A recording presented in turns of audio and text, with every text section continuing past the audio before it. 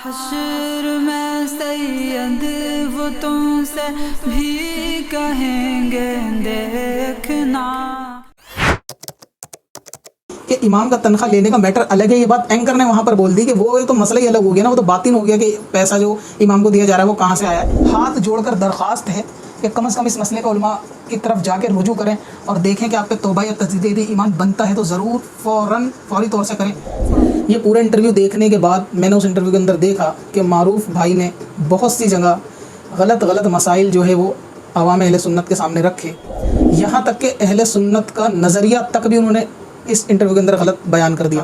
کہ آپ نے کہا یوٹیوب انکم کے اندر اختلاف ہے اور آپ کی رائے ہے کہ جائز ہے. یہ مظفر روحانی صاحب وہ جو سنت اکثر بیان کرتے ہیں, وہ الگ بات ہے کہ اپنی ویڈیو کے اندر خود کھڑے ہو کے وضو کر کے دکھاتے ہیں جو کہ خلاف سنت ہے, لیکن سنت پھر بھی بیان کرتے ہیں. لہٰذا اصول قرآن حدیث کے علاوہ 2 اصول اور بھی ہیں جس کو اجماع اور قیاس کہتے ہیں. یعنی معروف بھائی امداد بعد از وصال کے نظریے میں اہل سنت کے مقابلے میں کھڑے ہوئے ہیں, اہل سنت کے ساتھ کھڑے ہوئے نہیں ہیں. یعنی علماء کا, محققین کا, فقہا کا, اولیاء کا یہ مسلک رہا ہے کہ بعد از وفات ولیوں کی قبر سے مدد لینا جائز ہے.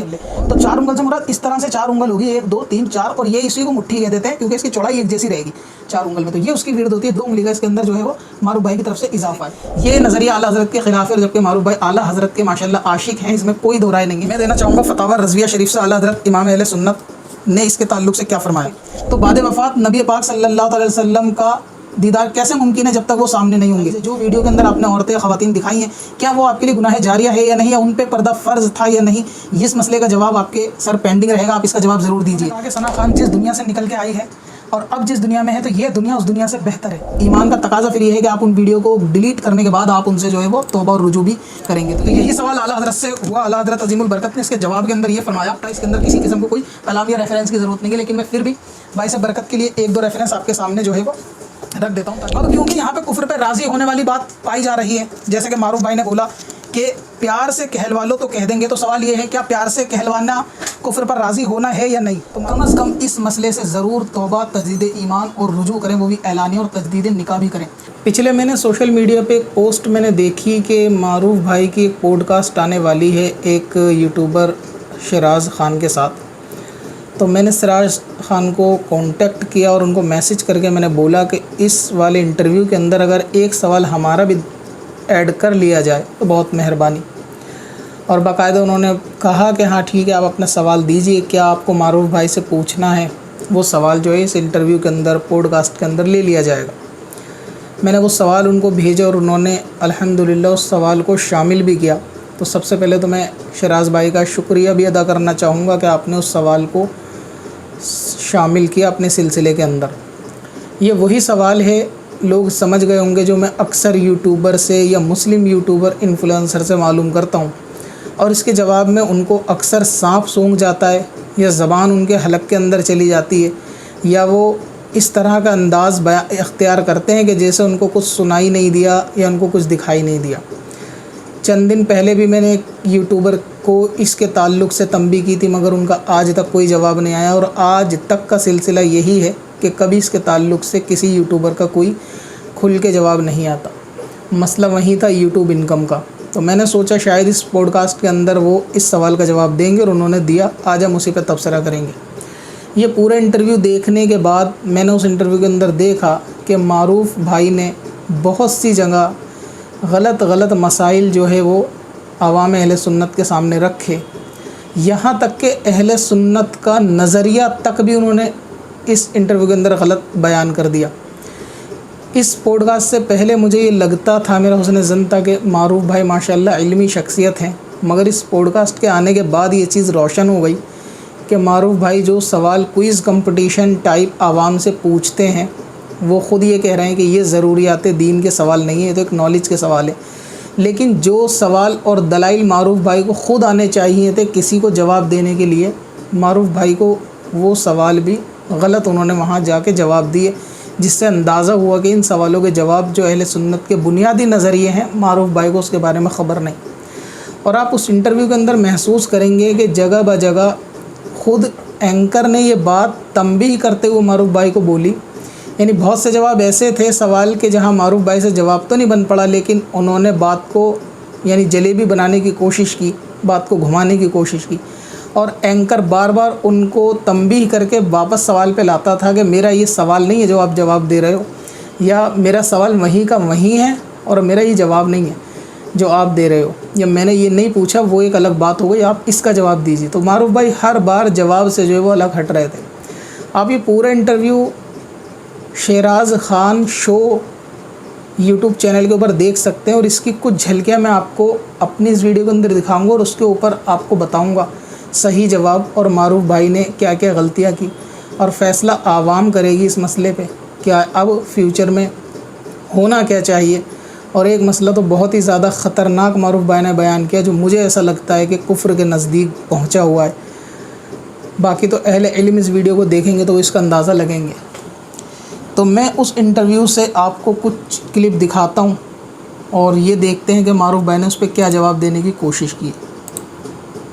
सबसे पहला सवाल यूट्यूब इनकम के ताल्लुक़ से ही होगा, बाकी आप इंटरव्यू को शुरू से सुन सकते हैं। यूट्यूब की कमाई जायज़ है या नहीं है?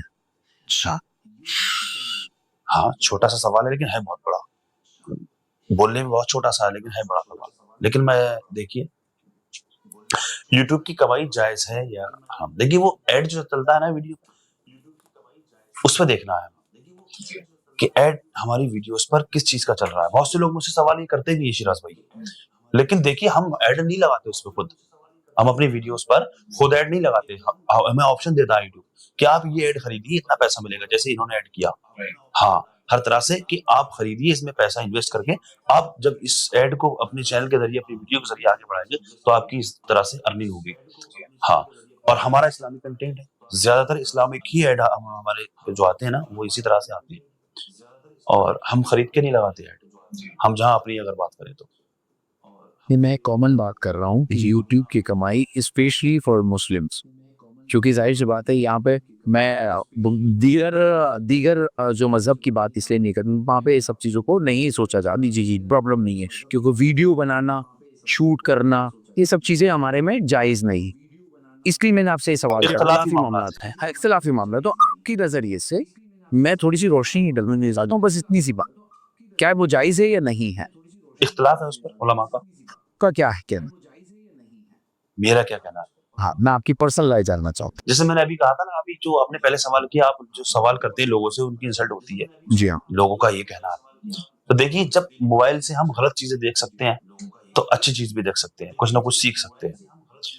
गलत काम तो कहीं ना कहीं रात रात भर ऑटो में उन्होंने अपनी रात भर गुजार देते हैं, बैठे बैठे उल्टी सीधी नंगी वंगी चीजें जाने क्या क्या देखते हैं। तो कहीं ना कहीं उनके पास हमारी कोई ऐसी वीडियो पहुंच गई अगर, तो क्या पता उनको हिदायत मिल जाए अल्लाह की तरफ से, देख ले, समझ ले। तो हमारा मकसद है यूट्यूब पे वीडियो बना करके एक दिन का पैगाम पहुंच जाए। आप इस्लामिक स्कॉलर्स की बात कर रहे हैं। जी हाँ। तो उसमें जो कमाई आती है अंदर से, मकसद दीन की दावत को फैलाना है वीडियो के माध्यम से। क्या अब लोग मोबाइल बहुत ज़्यादा देखते हैं, टीवी नहीं देखते, मस्जिदों मदरसों में नहीं जाते, पर वक्त मोबाइल में ज़्यादा देते हैं। जब पूरी पूरी रात बैठे हैं तो हमारी वीडियो उन तक पहुँचे तो वो मैसेज पहुँचे, तो मगर उसकी जो कमाई है उसको तो अवॉइड किया जा सकता है। जी। दर मकसद सिर्फ दीन की दावत तक है, और अगर कमाई का है तो क्या वो जायज़ है ये ना जायज़ है? से मेरा सवाल अब फिर वही आ गया। शिराज भाई, उसमें हमें ये देखना है कि ऐड कौन सा चल रहा है हमारी वीडियो पर। अच्छा, ऐड कौन सा चल रहा है हमारी वीडियोस पर? अब अगर आप मान लीजिए आपकी वीडियो पे किसी बिल्डर का ऐड चल रहा है, भाई वो ना किसी अल्कोहल का है, ना किसी दीगर चीज़ों का है, ना बैटिंग ऐप का है, मगर किसी बिल्डर का है, वो चल रहा है। अब बिल्डर किस तरीके से काम करता है और उसकी अर्निंग तो आपको आ रही है, हाँ, या कोई और दीगर बिजनेसमैन का ऐड चल रहा है, तो वो बहुत बहुत गहरा मामला हो गया ना। तो मैंने सब आपसे सीधा सवाल पूछा है। देखिए, अगर मस्जिद के अंदर जब बंदा इमामत करता है ना, तो फिर वो क्या पता मुक्तदी ने कहां से कमा के ला के दिया उसको क्या पता, या फ्री में कहीं नमाज पढ़ा दे। वो दीन का काम है, इमाम फ्री में नमाज पढ़ाए, दीन का काम है। मदरसे में बच्चों को पढ़ाते मुदर्रिस, तो पढ़ाएं, फ्री में पैसे क्यों लेते हैं उस चीज के? वो नहीं, वो तो वक्फ देती है उनको पैसे, ये वो तो वक्फ को की है। बस्ती वाले देते हैं इमाम को पैसा, बस्ती वाले देते हैं। कुछ मस्जिदों के ऐसे इमाम हैं जिनको वैसे इमाम को वहाँ के इलाके मोहल्ले वाले इकट्ठे करके दे देते हैं, मगर सैलरी की बात करी जाए तो वो वक्त के अंडर में आता है, स्टेट के अंडर आता है। नहीं देखिए ऐसा है, ये दीगर मामला हो गया कि वो नहीं दे रहा या वो पेंडिंग कर रहा है, یا وہ 1 साल में देता है, मगर अंडर में सैलरीड जो होते हैं वो जॉब में है, वो एक तरीके की जॉब है. इमामत भी एक जॉब, जो वहाँ मौजिन भी एक जॉब कर रहा है और उसको उसकी सैलरी मिलती है थ्रू बाय गवर्नमेंट. ठीक है. बट मेरा मकसद यहाँ था कि भाई वीडियो जब बन रही है, चाहे जो जाहिरी दिख रही है, और जाहिरी एक होता है और एक होता है छुपा हुआ, जी, जो पता ही नहीं है, जो पता नहीं है उसके ऊपर तो बात ही नहीं है. जो जाहिरी दिख रहा है, क्या उसके बाद भी हम उसको एक्सेप्ट कर सकते हैं? नहीं कर सकते. क्या दिख रहा है? जैसे आपने कहा ऐड चेक करो कि आपकी वीडियो पे ऐड कौन से आ रहे हैं. अब आपको पता लग गया आपकी वीडियो पे ऐड जो आ रहे हैं वो बिजनेसमैन के आ रहे हैं. अब वो बिजनेसमैन है, अब आपको ये नहीं पता उस बिजनेस में वो कितना और कैसे क्या काम करता है. शिरल भाई, ये तो तकवा है क्या बंदे का? हाँ, बस मेरा सवाल यही है. तकवा, ये तकवा क्या कहता है? तब मैंने आपकी राय मेरा तकवा क्या कहता है? तो मैं तो, मेरे पास तो आती है कमाई यूट्यूब की, आपकी कमाई मेरे पास आती, तो मतलब वो जायज है, इसलिए आप उसको इस्तेमाल कर सकते. जी, बेहतर है. सवाल के जवाब में जब आप पूरा इंटरव्यू देखेंगे तो आपको महसूस होगा कि मारूफ भाई ने पहले सवाल में जलेबियां बनाना शुरू कर दी. एंकर ने बिल्कुल सीधा सवाल किया है कि यूट्यूब की इनकम जायज़ है या नाजायज़. इसकी दलील में, इसके जवाब में मारूफ भाई ये कह रहे हैं कि वीडियो का इस्तेमाल जायज़ भी हो सकता है, नाजायज़, लोग गुनाह की तरफ जा रहा है. और एंकर बार बार कह रहा है ये मेरा सवाल नहीं है, मेरा सवाल यूट्यूब इनकम पे है. तो मारूफ भाई ने इसकी दलील दी कि इमाम भी तो तनख्वाह लेता है, जो तनख्वाह उसको मिल रही है उसको क्या पता वो पैसा कहाँ से आ रहा है. और एंकर ने यहाँ एक कायदा बयान किया कि जो चीज़ छुपी हुई है उसके बारे में हम कलाम नहीं करते, लेकिन ऐड तो हमारे सामने आ रहा है ना, तो आप इसके ऊपर जवाब दीजिए. हालांकि यहाँ पर मारूफ भाई का ये जवाब देने के इमाम जैसी तनख्वाह लेता है उसको भी पता नहीं है, ये भी उसूल के ख़िलाफ़ बात है. आला हज़रत अज़ीमुल बरकत ने फतावा रज़विया के अंदर एक गलत काम करने वाली औरत के ताल्लुक़ से भी ये फरमाया कि अगर वो मस्जिद में पैसे देती है तो ये बदगुमानी नहीं की जा सकती कि ये जो आपके हाथ में पैसा है ये नाजायज़ है, ये गलत काम करके लाई हो, मिसाल के तौर पर नाच गा के लाई हो, ऐसा नहीं कहा जा सकता. फरमाते हैं इमाम अहले सुन्नत के तजुर्बे से ये बात देखी गई है कि जो लोग गलत काम भी करते हैं वो अल्लाह की राह में जब पैसा देते हैं तो वो अपने गलत काम का नहीं देते, बल्कि वो कहीं से उधार लेकर उस पैसे को देते हैं. लिहाजा जो पैसा हमारे हाथ में आया है हमें उसके बैकग्राउंड का पता नहीं है तो हम ये नहीं कह सकते नाजायज़ है. यानी एक उसूल बयान किया और मारूफ भाई उसी उसूल के ख़िलाफ़ खड़े नज़र आए कि इमाम भी तो तनख्वाह लेता, उसको भी क्या पता पैसा जायज़ नाजायज़. दूसरी बात ये है कि इमाम का तनख्वाह लेने का मैटर अलग है. ये बात एंकर ने वहाँ पर बोल दी कि वो एक तो मसला ही अलग हो गया ना, वो तो बातिन हो गया कि पैसा जो इमाम को दिया जा रहा है वो कहाँ से आया है. लेकिन आपका जो यूट्यूब इनकम है उसके बारे में सवाल है. अब सबसे गमज़दा बात यह है कि मारूफ भाई ने इस वीडियो के अंदर ये कहा, जो मेरा पहला एतराज़ है, मारूफ भाई से वीडियो ज़रूर वो देखेंगे वरना उन तक पहुँचाना. क्या आपने कहा यूट्यूब इनकम के अंदर इख्तिलाफ़ है और आपकी राय है कि जायज़ है. मैं ये जानना चाहता हूँ आप एक दफ़ा इख्तिलाफ़ किसी मसले के अंदर कब पैदा होता है, यानी कितने उलमा की राय से इख्तिलाफ़ होगा, वो मुझे एक दफ़ा बता दें आप. दूसरी चीज़ ये आवाम को ये भी बता दें कि इख्तिलाफ़ होने के लिए किसी मसले पे उलमा का जायज़ होना और नाजायज़ होना दोनों का मौजूद होना ज़रूरी है. तो यूट्यूब इनकम के ऊपर अहले सुन्नत के जायज़ कहने वाले मुफ्तियान इकराम कौन से हैं, एक दफ़ा आप मुझे वो लिस्ट दे दें. यही सवाल जब मुज़फ़्फ़र रूहानी साहब से किया गया ईमेल पे, तो उनका ईमेल भी यही आया कि इस मसले में इख्तिलाफ़ है. सवाल ये पैदा होता है कि जिस मसले पे हम लोग बयान करते हैं इख्तिलाफ़ है, उसके अंदर जायज़ वाले उलमा भी मौजूद होते हैं. एग्ज़ाम्पल के तौर पर वीडियोग्राफ़ी, हम कहते हैं इख्तिलाफ़ है तो जायज़ कहने वाले उलमा भी मौजूद है, नाजायज़ वाले भी मौजूद है. लेकिन अगर यूट्यूब इनकम के अंदर इख्तिलाफ़ है उलमा का, नाजायज़ वाले भी हैं और जायज़ वाले भी हैं, तो जायज़ वाले इस ज़मीन पे मौजूद तो होंगे, जायज़ उन्होंने कहा उनका कोई रेफरेंस तो होगा. ऐसा तो नहीं हो सकता कि उलमा ने ख़यालों में सोच लिया जायज़ और आपको पता चल गया. अब उन्होंने जायज़ कहा, या तो तहरीर होगी उनकी, या कोई तकरीर होगी उनकी, या कोई ऐसा रेफरेंस होगा कि जिससे मालूम चले. तो हम ये चीज़ देखेंगे कि वो उलमा किस हैसियत के हैं, क्या उनकी दलाइल को इस मसले में लिया जा सकता है यूट्यूब अर्निंग पे, क्या उनको टेक्नोलॉजी से रिलेटेड वो तमाम जानकारी सही पहुंचाई गई. जवाब से पहले तो ये चीज़ देखा जाएगा. तो मेरा पहला एतराज़ मारूफ भाई से ये है, सवाल है बल्कि ये, मारूफ भाई इसका जवाब हमें ज़रूर दें, बल्कि पूरी कौम को दें कि सब लोग इसके जो है ना मुंतज़िर हैं कि यूट्यूब इनकम अगर जायज़ है आपके नज़दीक, जैसा आपने कहा कि इख्तिलाफ़ है, तो जायज़ वाले उलमा भी होंगे. तो आप उन उलमा के मुझे नाम या लिस्ट या कुछ 2-4 बता दें कि जिससे मैं वेरीफाइड कर सकूं कि वो उलमा ने क्या जवाब दिया और उन्होंने किस बुनियाद पे इसको जायज़ करार दिया है. मेरा पहला एतराज़ मारूफ भाई से बिल्कुल यही है, सीधा सीधा यूट्यूब अर्निंग पे.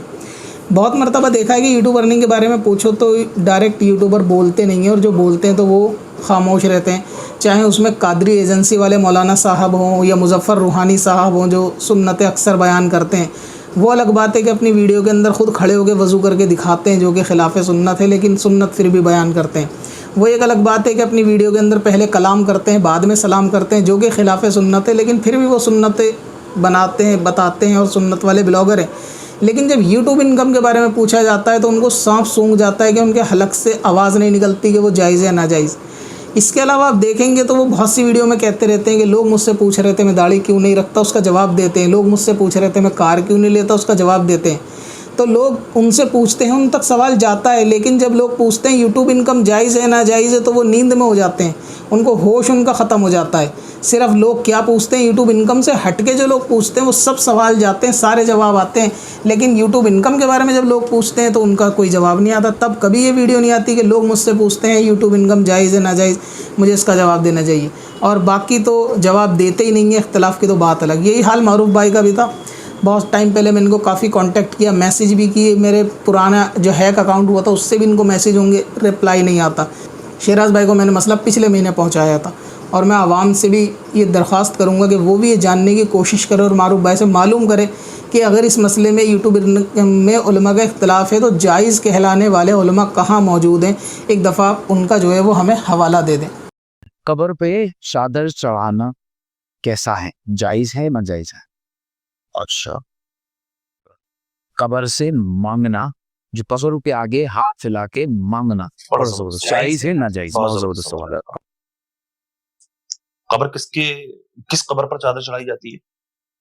किसी भी जो बड़े रहनुमा, बड़े उलेमा या बड़े जिन्होंने पायदार के रहे हैं उनके ऊपर ही है। जितने हमारे मान लीजिए निज़ामुद्दीन औलिया चले जाएं, अजमेर शरीफ चले जाएं, कलियर शरीफ चले जाएं, तो ये बड़ी बड़ी दरगाहें हैं।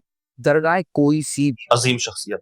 मतलब कोई सी भी हो, मैंने यहाँ पर किसी का नाम नहीं लिया, आपने पूछा तो मैंने स्पेसिफिकली बता दिया। चादर हर कब्र पर नहीं चढ़ाई जाती है, चादर उस कब्र पर चढ़ाई जाती है जो मर्तबे में से ज्यादा हो। जो शख्स दुनिया से जाने वाला है तो उसकी पहचान के लिए हर किसी की कब्र पर नहीं चढ़ाई जाती चादर, सिर्फ पहचान के लिए चादर चढ़ाने का हुक्म है, वो भी एक चादर। एक से ज्यादा मना फरमाया अल्लाह हज़रत ने, जहां हम अभी बैठे हुए हैं बरेली शरीफ में की बात कर रहा हूँ मैं। हाँ, बरेली में तो ये सब बहुत ज्यादा देखा जाता है। तरसते हैं लोग लोग यहाँ यहाँ आने के लिए। जी हाँ, जी हाँ, कुछ लोग यहाँ आकर चले जाते हैं, दरगाह पे नहीं पहुंचते। जी हाँ। यार ये फर्ज नहीं है, सिर्फ एक अकीदत है, मोहब्बत है। चादर सिर्फ एक चढ़ाने की इजाजत है, ये ताकि पहचान हो जाए कि ये किसी आम आदमी की कब्र नहीं है, किसी अल्लाह के आम बंदी की कब्र नहीं है, किसी अजीम शख्सियत की कब्र है। सिर्फ एक चादर। मांगने वाली बात आ गई है, आपने जो कहा कि मांगना कैसा है, कब्र से क्यों मांगे? कब्र वाले से कोई नहीं मांगता है। बट जितनी भी दरगाहों पर आप चले जाए हाँ, तो वहां पे तो यही हो रहा है। वहां पे यही हो रहा है क्या, चादर ऊपर करते कि आओ जन्नत की आपको करा रहे हैं, हवा लगा। वो सब लुटेरे हैं, सारे खुदाम के नाम पर सारे लुटेरे बैठे हुए हैं। मैं खुद कहता हूँ खुल करके उनको, वो सब लुटेरे हैं। हाँ, उसकी हमारी जिम्मेदारी नहीं है, हम क्या करें? हम थोड़ी बैठे हुए हैं कब मज़ारों पे जाकर के कि आओ हम तुम्हारे लिए दुआ करा दें। तुम दुआ कराओगे? दुआ खुद ना कर लेगा बंदा। वही मेरा वो तो सब बिल्कुल गलत हो रहा है, गलत है। और आपका एक और सवाल पे मैं चाहूंगा यही बड़ी रोशनी डाल दें, नहीं तो बात कहीं और चली जाएगी। ने कहा कि एक चादर चढ़ाना आया है, पहली बात। जब वो बोसीदा हो जाए तो उसे हटा के फिर नहीं ले।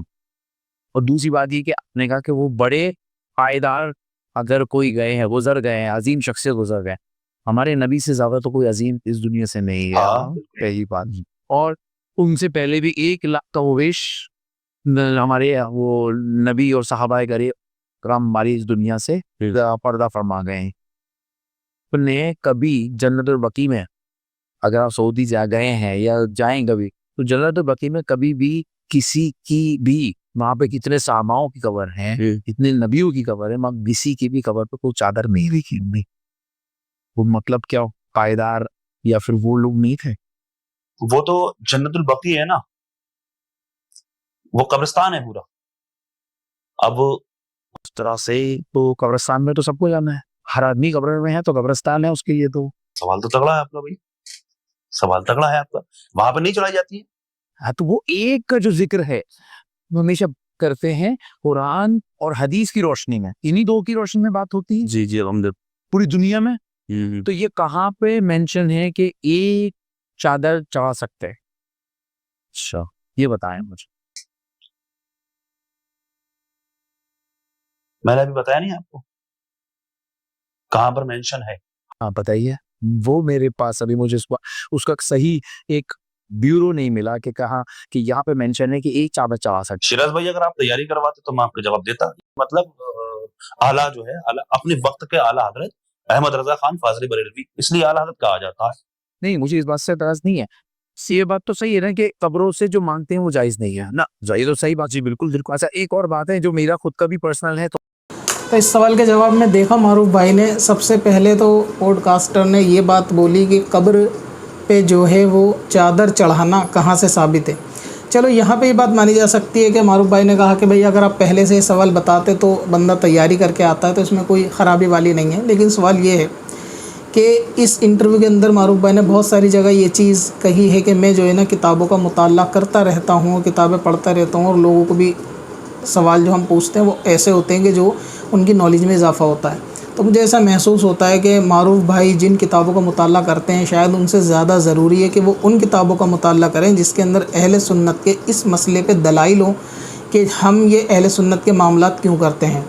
جیسے ہی یہ انٹرویو والے نے شیراز بھائی نے یہ چیز بولی کہ کوئی بھی چیز ہوتی ہے جب ہم چادر کو چڑھاتے ہیں تو اس پہ کہیں قرآن یا حدیث دو چیزوں سے چیزیں ثابت ہوتی ہے, تو پہلا یہ اعتراض ہی غلط ہے. وہاں معروف بھائی کو ٹوکنا چاہیے تھا. چیزیں دو نہیں ہیں, اصول کے اعتبار سے چیزیں چار ہیں جس کے اندر قرآن, حدیث, اجماع اور قیاس. اگر کوئی چیز آپ کو قرآن میں نہیں ملے گی تو وہ حدیث میں مل سکتی ہے, حدیث میں نہیں ملے گی تو اس پہ اجماع ہو سکتا ہے, اور اگر اجماع بھی نہیں ہے تو اس پہ پھر قیاس کیا جا سکتا ہے. اگر یہ چیز دیکھی جائے کہ قرآن میں ہر چیز لفظ بہ لفظ ایسی ہی ملے گی, ایک چادر کہاں چڑھا سکتے ہیں, حدیث کا ریفرنس یہ ہے, تو یہ دین قیامت تک آنے والا ہے. تو قیامت تک جتنی بھی چیزیں آئیں گی وہ سب کے نام قرآن کے اندر کیسے یا حدیث کے اندر کیسے آ جائیں گے. لہٰذا اصول قرآن حدیث کے علاوہ دو اصول اور بھی ہیں جس کو اجماع اور قیاس کہتے ہیں. معروف بھائی نے بولا کہ بھئی وہاں پہ چادر نہیں چڑھائی جاتی. انہوں نے ایک مثال دی کہ جنت البقیع کے اندر چادر نہیں چڑھائی جاتی, اور ایک چادر جو ہے وہ آپ مزار پہ کیوں کہتے ہیں. حالانکہ یہ جواب بالکل صحیح تھا کہ ہم کسی بھی عام قبر پہ چادر نہیں چڑھاتے, بلکہ کسی پرسنالٹی کو عام سے خاص کرنے کے لیے, لوگوں کو آگاہ کرنے کے لیے کہ یہ اللہ کے نیک بندے تھے, آپ یہاں پہ آگے دعا کر سکتے ہیں, اصالہ ثواب کر سکتے ہیں, فاتحہ خوانی کر سکتے ہیں ان کے نام کی, یا کسی کا دین کے اندر کوئی اہم رول ہوتا ہے تو اس کے متعلق ہم لوگ ایسا نظریہ رکھ کے وہ چادر چڑھاتے ہیں. اب انٹرویو شیراز بھائی نے چیز بولی کہ پھر جنت البقیع کے اندر یہ معاملہ کیوں نہیں ہے کہ وہاں چادر نہیں ہے, یا وہاں کیوں مزار گنبد اس طریقے کا معاملہ لوگوں کے ذہن میں ہوتا ہے کہ نہیں ہے. اس کا سب سے آسان جواب یہ ہو سکتا ہے جو معروف بھائی نے دیا بھی ہے کہ وہ ایک قبرستان ہے اور وہاں تو ساری ہی عظیم شخصیت ہیں, سب کو پتہ ہے کہ وہ ایک اسپیشل قبرستان ہے جو کہ ساری دنیا سے زیادہ عظمت رکھتا ہے. وہاں کی چیزیں ہوتی ہیں, چاہے وہاں پہ قبرستان ہو یا وہاں کی مسجد ہو, وہاں کی فضیلت زیادہ ہے. لہٰذا وہاں تو تمام ہستیاں فضیلت والی ہیں, چاہے وہ انبیاء کی قبر ہو, چاہے وہ صحابہ کی ہو, چاہے وہ اہل بیت کی ہو. تو یہ بالکل ٹھیک ہے. رہ گیا یہ کہ شیراز بھائی کو شاید یہ چیز معلوم نہیں ہے, بہت سارے لوگوں کو نہیں معلوم کہ وہاں پہ سعودی میں پہلے جو ہے وہ اہل بیت کے مزارات ہوا کرتے تھے, صحابہ کرام کے بھی بہت سارے مزارات ہوا کرتے تھے.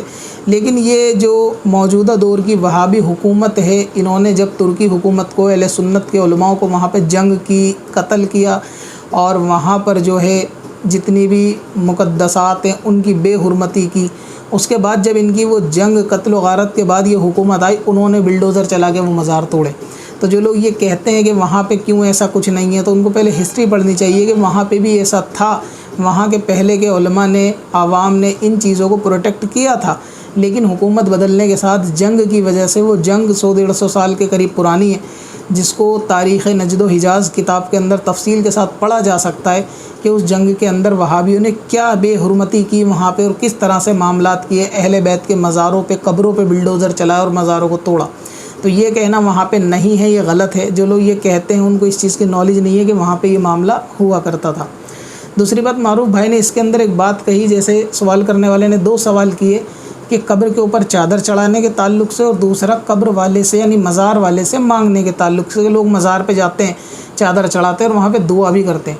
تو اس کے بارے میں معروف بھائی نے کہا کہ قبر والے سے کوئی نہیں مانگتا, جبکہ یہ جواب بالکل غلط ہے. इस पे मारूफ भाई ने एक बीच में और भी फिर बात कही कि कब्र वाले से मांगना जायज़ है या नाजायज़। शराज भाई ने डायरेक्ट ये क्वेश्चन किया तो इन्होंने बोला है कि कब्र से मांगना नाजायज़ है। यानी मारूफ भाई इमदाद बाद अज़ विसाल के नज़रिए में अहले सुन्नत के मुकाबले में खड़े हुए हैं, अहले सुन्नत के साथ खड़े हुए नहीं हैं, या फिर इल्म की कमी कह लें, या फिर इनको ख़ुद इस मसले के बारे में समझ नहीं आया है कि इनको वहाँ पे क्या जवाब देना चाहिए, या फिर ये आगाह नहीं है कि हम अहले सुन्नत का क्या नज़रिया है।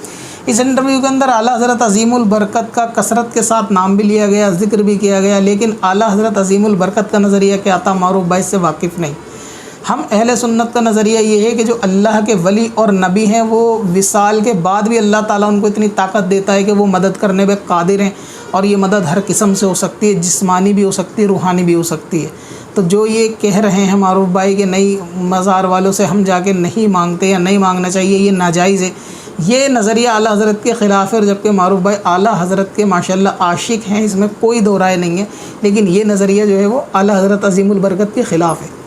किताबों से मारूफ भाई के नज़र करना चाहूँगा, और मैं ये भी चाहूँगा कि मारूफ भाई इसके हवाले से ज़रूर वीडियो आने के बाद बात करें। ये मेरे हाथ में मिशकात शरीफ की शरह है, और अहले सुन्नत का इसके अंदर क्या नज़रिया है वो आप देखिए, जिल्द नंबर 2 है। फरमाते हैं कि ये सारी उम्मत इस पर मुत्तफ़िक है कि अंबिया इकराम खुसूसन हज़रत सैयदना सैयद आलम सल्लल्लाहु अलैहि वसल्लम की कब्र से मदद लेना जायज़ है। यानी इस बात पे उम्मत का इत्तिफ़ाक़ है कि अंबिया इकराम के साथ तो खुसूसन और नबी पाक सल्लल्लाहु अलैहि वसल्लम के ख़ास उनसे मदद लेना जायज़ है, और गैर अंबिया यानी नबी के अलावा जो औलिया हैं उनके ताल्लुक़ से जो है वो बाज़ उलमा के अंदर, अहनाफ के अंदर और मुहक्किकीन और फ़ुक़हा और तमाम सूफ़िया, यानी इसके अंदर बाज़ का इख्तिलाफ़ है गैर अंबिया की कब्रों से मुताल्लिक़, ठीक है। लेकिन उसमें फ़रमाते हैं कि फ़ुक़हा और सूफ़िया फ़रमाते हैं कि औलिया और उलमा की कब्रों से भी मदद लेना जायज़ है। यानी उलमा का, मुहक्किकीन का, फ़ुक़हा का, औलिया का ये मसलक रहा है कि बाद अज़ वफ़ात वलियों की कब्र से मदद लेना जायज़ है। और मदद यानी ये तफसीली टॉपिक है, इसके ऊपर कलाम करेंगे वो कैसे मदद करते हैं। लोग इसको लॉजिक के साथ समझते हैं, लॉजिक के साथ इस मसले को समझा नहीं जा सकता कि कोई वफ़ात के बाद कैसे जो है फ़िज़िकल एक्टिव हो सकता है। इसकी सोई मिसालें दी जा सकती हैं कि वफ़ात के बाद लोग एक्टिव होते हैं। सबसे बड़ी मिसाल हदीस पाक के अंदर कि जब कब्रिस्तान के अंदर जाओ तो सलाम करो, और तुम सलाम करते हो, वो तुम्हारे सलाम का जवाब देते हैं लेकिन तुम नहीं सुन पाते हो। तो जब हम सलाम करते हैं तो इसका मतलब कब्र वाला आम इंसान उस सलाम को सुनता है और वो कलाम भी करता है। तो जब वो जवाब दे रहा है, जवाब क्या है? वालेकुम अस्सलाम का क्या मतलब होता है कि अल्लाह की तुम पर रहमतें हों। और रहमत क्या है? किसी के लिए रहमत भेजना, ये उसको मदद करना है, उसकी नेकियों में इजाफ़ा, उसको प्रोटेक्ट करना है। तो ये भी एक किस्म की मदद है कि जब हम किसी को सलाम करते हैं और वो हमें जवाब देता है तो वो हमें अल्लाह ताला की रहमत की दुआएं देता है। तो किसी को रहमत की दुआएं देना, कब्र वाला दुआएं दे रहा है, वो भी आम इंसान, तो ये भी एक किस्म की मदद है। नबी पाक सल्लल्लाहु अलैहि वसल्लम का मेराज की शब जाना, तमाम अंबियाओं से मुलाकात करना, वो अंबिया जो पिछली उम्मत में इस दुनिया से पर्दा कर गए हैं उनका वहाँ पर आना, आकर नमाज़ पढ़ना, नमाज़ पढ़ने के बाद नबी पाक का उनसे मुलाकात, तो ये तमाम चीज़ें बाद वफ़ात की ही हैं। तो जब वफ़ात के बाद अंबिया और आम इंसान भी सलाम सुनता जवाब दे सकता है तो रूह की ताकत जिस्म से ज़्यादा बढ़ जाती है। और इसमें उलमा का बिल्कुल इत्तिफ़ाक़ है कि जब रूह जिस्म से आज़ाद होती है तो उसकी ताकत बहुत ज़्यादा बढ़ जाती है, जो आम इंसान इतनी जल्दी ट्रैवल नहीं कर सकता। रूह इतनी ज़्यादा फास्ट और जल्दी ट्रैवल जो है वो कर सकती है। तो ये फरमाते हैं कि कब्र से, यानी उलमा की, सूफिया की और मशाइख की, इनसे कब्र से जो है वो फैज़ लेना जायज़ है। कुबूर औलिया से ता क़यामत दीनी और दुनियावी फैज़ जारी है। यानी वलियों की कब्र से क़यामत तक दीन और दुनिया दोनों फैज़ जारी हैं और इनसे मदद लेना भी जायज़ है। इमाम गज़ाली फरमाते हैं कि जिससे अपनी ज़िंदगी में मदद ली जा सकती है उससे बाद वफ़ात भी मदद ली जा सकती है।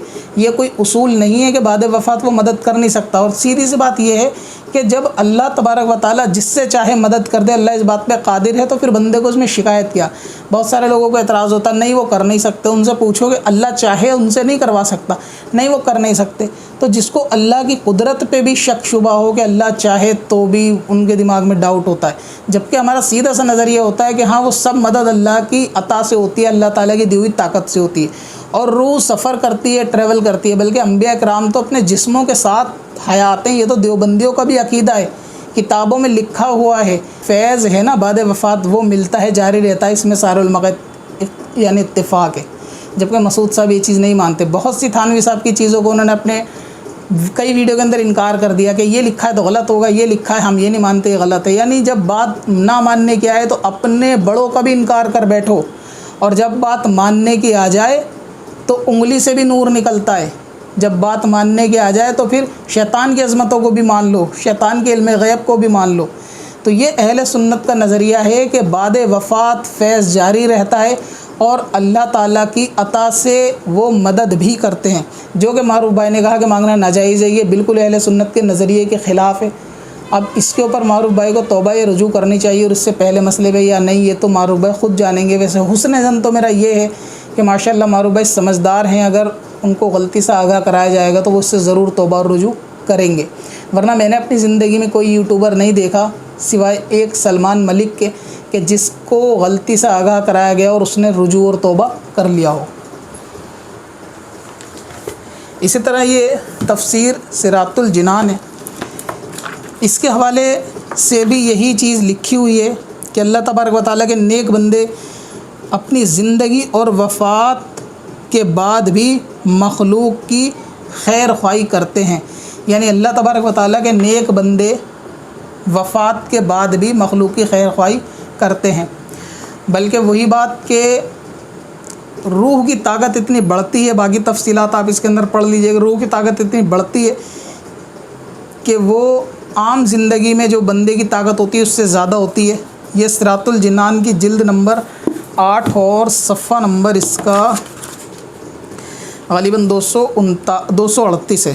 ठीक है, तो आप ये पढ़ लीजिए। तो ये अहले सुन्नत का नज़रिया है जो मारूफ भाई ने बिल्कुल अगेंस्ट इसके बयान किया कि ऐसा मामला नहीं है, जबकि हम अहले सुन्नत का नज़रिया है कि कब्र से मांगना जायज़ है और कब्र वाले जो है वो मदद करते हैं। सबसे बेहतरीन हवाला मारूफ भाई के लिए मैं देना चाहूँगा फतावा रज़विया शरीफ से आला हज़रत इमाम अहले सुन्नत ने इसके ताल्लुक़ से क्या फ़रमाया। और मैं ये मारूफ भाई को मशवरा भी देना चाहूँगा, फतावा रज़विया की 21वीं जिल्द के अंदर एक रिसाला है, ज़रूर इसको पढ़ें ताकि वो अपने इमाम के नज़रिए से वाकिफ़ हो सकें। आला हज़रत अज़ीमुल बरकत ने इसके मुतालिक बहुत सारी अहदीसें बयान की कि गायबाना मदद, यानी कहते ना कि असबाब होना चाहिए, सामने कोई हो तब मदद लिया जा सकता है। आला हज़रत ने फरमाया कि बहुत सी हदीसें फ़ुक़हा के कौल, उलमा के कौल बयान किए कि गायबाना मदद भी इस्लाम में जायज़ है, कि जो तुम्हें दिखता ना हो वो तुम्हारी मदद कर दे। ठीक है, और उसकी कुछ मिसालें भी दी। चंद मिसालें हदीस इसके अंदर काफ़ी आला हज़रत ने 30 से ज़्यादा नकल की हैं, तो आप इस जो है ना रिसाले को पढ़ सकते हैं। जिल्द नंबर 21 के अंदर सफ़ा नंबर 316 के आसपास फरमाते हैं कि नबी पाक सल्लल्लाहु अलैहि वसल्लम ने फरमाया कि जब तुम में से किसी की कोई चीज़ गुम हो जाए या कोई शख्स राह भूल जाए और उसको मदद की ज़रूरत हो और ऐसी जगह पर हो कि जहाँ उसका कोई हमदम ना हो, यानी किसी जंगल में हो या कहीं और ऐसे वीराने में भटक गया हो कोई शख्स, और ये आवाम के लिए भी है, कहीं आप खो जाएं या कोई आपकी कोई चीज़ ऐसी गुम जाए, कोई चीज़ ऐसा आप रास्ता भटक जाएं कि वहाँ वीराने में कोई रास्ता बताने वाला ना हो। और ऐसे में क्या करना चाहिए, ये हुज़ूर अलैहिस्सलाम फरमा रहे हैं कि ऐसे में बंदों से मदद मांगनी चाहिए, यानी ए अल्लाह के बंदो मेरी मदद करो, यानी ये वजीफ़ा करना चाहिए कि अल्लाह के बंदो मेरी मदद करो। जबकि वो बंदा वहाँ दिख नहीं रहा, ये वही नबी पाक है जो हर मामले के अंदर आपको अल्लाह तबारक व तआला की तरफ निस्बत दिलाते हैं कि जो कुछ मांगना है अल्लाह से मांगो। बहुत से लोग कहते हैं कि चप्पल का तस्मा भी टूट जाए तो वो अल्लाह से मांगो, नमक भी मांगना है तो अल्लाह से मांगो। तो क्या शिर्क का मफ़हूम नबी को नहीं मालूम? लेकिन फरमा रहे हैं कि अल्लाह ताला के कुछ बंदे ऐसे होते हैं कि जो आपको दिखते नहीं हैं लेकिन वो तुम्हारी मदद के लिए आते हैं, वो तुम्हारी मदद करते हैं। तो आप कहो अल्लाह के बंदो मेरी मदद करो, तो अल्लाह के कुछ बंदे हैं कि वो तुम्हारी जो है इस मसले पे मदद करेंगे। एक और हदीस पाक इमाम अहले सुन्नत ने फरमाई कि जब तुम जंगल में तुम्हारा जानवर छूट जाए, यानी जब तुम जंगल में हो और तुम्हारा जानवर तुम्हारे हाथ से छूट जाए, फरमाया कि इस तरह निदा करे या इबादिल्लाहि इहबसू, यानी ए अल्लाह के बंदो उसे पकड़ो। ये नबी पाक सल्लल्लाहु अलैहि वसल्लम फरमा रहे हैं कि जब तुम्हारा कोई जानवर छूट जाए और तुम्हें लगे कि ये हमारे हाथ तो नहीं आएगा, तो तुम ये निदा करो कि ए अल्लाह के बंदो उसे पकड़ो, ए अल्लाह के बंदे उसे रोको, तो वो अल्लाह के बंदे जो तुमको दिखाई नहीं देते वो वहाँ पे तुम्हारी जो है वो मदद करते हैं। और ये आला हज़रत इमाम अहले सुन्नत का, तो ये कुछ चंद बहुत छोटी मिसालें हैं, जबकि आला हज़रत ने इसके मुतालिक जो है बहुत सारी दलाइल, बहुत सारे उलमा के कौल, सूफिया के कौल लिखे हैं। सबसे बड़ी बात, मिरात के अंदर एक और इबारत लिखी हुई है, बल्कि ये शेख अब्दुल हक मुहद्दिस देहलवी रहमतुल्लाह ताला अलैह ने भी इसको किताब के अंदर नकल किया। फरमाते हैं कि बाज़ बुज़ुर्ग का ये फरमाना है कि 4 बुज़ुर्ग ऐसे हैं, यानी खुसूसन के साथ 4, वैसे तो बहुत हैं, कि 4 बुज़ुर्ग ऐसे हैं जो अपनी ज़िंदगी में अपनी कब्रों से दुनिया में, यानी ज़िंदगी से भी ज़्यादा अपनी कब्रों में दुनिया के अंदर तसर्रुफ़ करते हैं, यानी दुनिया के अंदर आना जाना, मदद करना, दुनिया के अंदर उनकी जो है वो रवानगी इतनी है कि वो 4 बुज़ुर्ग बहुत मशहूर हैं कि जो बाद वफ़ात भी अपनी हयात से ज़्यादा इमदाद करते हैं।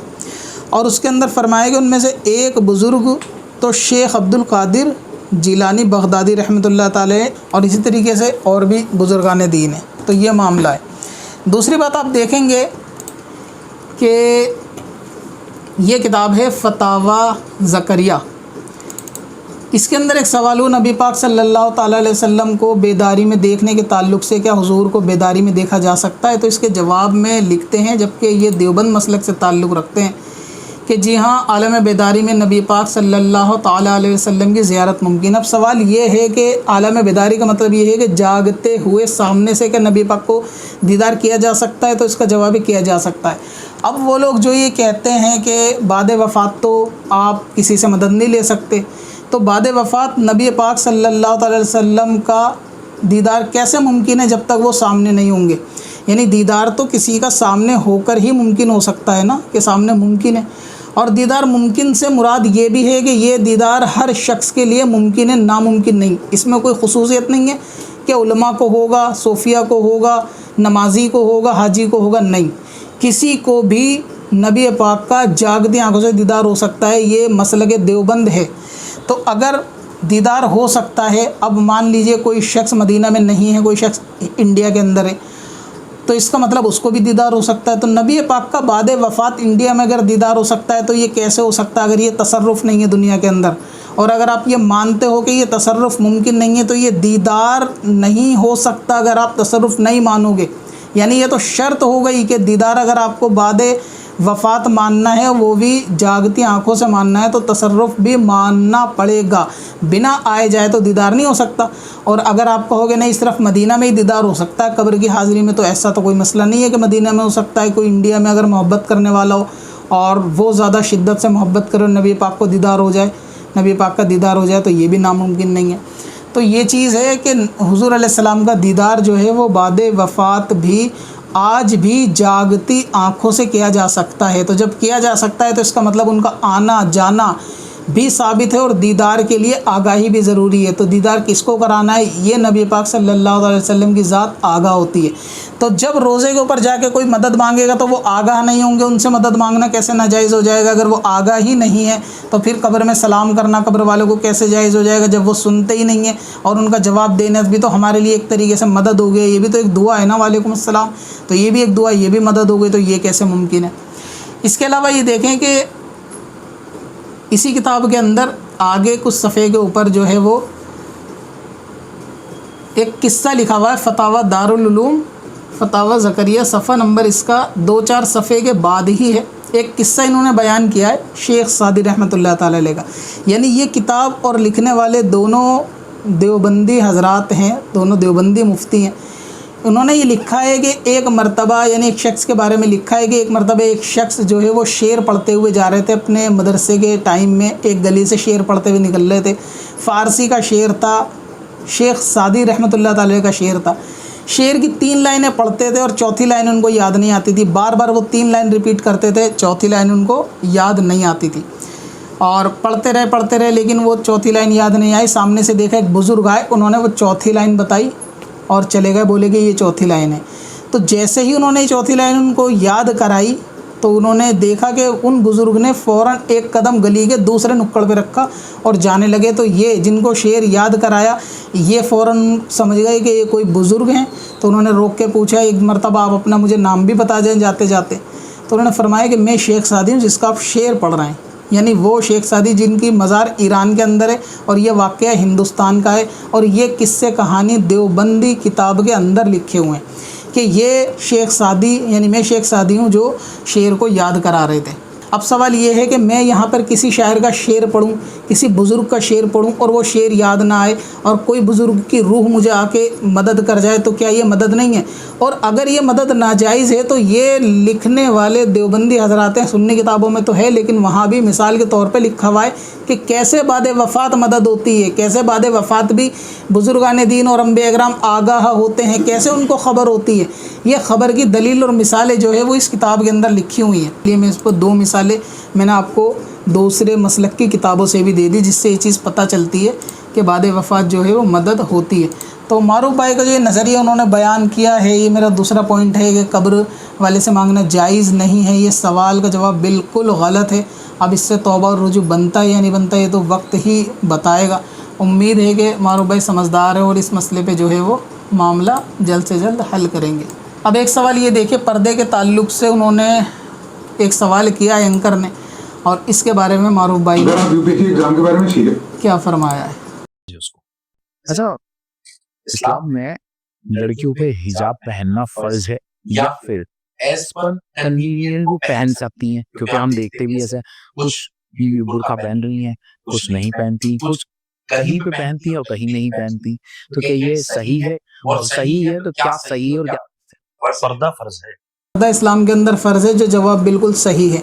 मेरा इसके ऊपर एतराज़ ये है कि अगर मारूफ भाई पर्दा फ़र्ज़ है तो फिर आपकी वीडियो के अंदर जो ख़वातीन को आप लाते हैं वो बेपर्दा होती है, क्या इसका गुनाह आपके ऊपर होता है या नहीं है? ये गुनाह जारिया बनता है या नहीं? और अगर आप कहते हैं कि आप किसी मरीज़ को दिखाते हैं, बीमार को दिखाते हैं, किसी की मदद करते हैं, उसकी हालत को दिखाते हैं घर की, तो उस हालत को दिखाने के लिए क्या बेपर्दा औरत को दिखाया जा सकता है? या अगर बीमार बेपर्दा औरत को दिखाया जा सकता है तो इसके उसूल या दलील आप वाकिफ़ हैं वाकई में कि हाँ इसको दिखाना इस सूरत में जायज़ है? जो वीडियो के अंदर आपने औरतें या ख़वातीन दिखाई हैं क्या वो आपके लिए गुनाह जारिया है या नहीं, या उन पे पर्दा फ़र्ज़ था या नहीं? इस मसले का जवाब आपके सर पेंडिंग रहेगा, आप इसका जवाब ज़रूर दीजिए। और अगर आप अपनी तसल्ली करना चाहें तो इस मसले पे दूसरे उलमा से अपनी वीडियो दिखा के पूछिए कि ये मैंने वीडियो के अंदर जो औरतों को लिया है, लड़कियों को बेपर्दा लिया है, ख़वातीन को, क्या मेरा दिखाना जायज़ है या नाजायज़?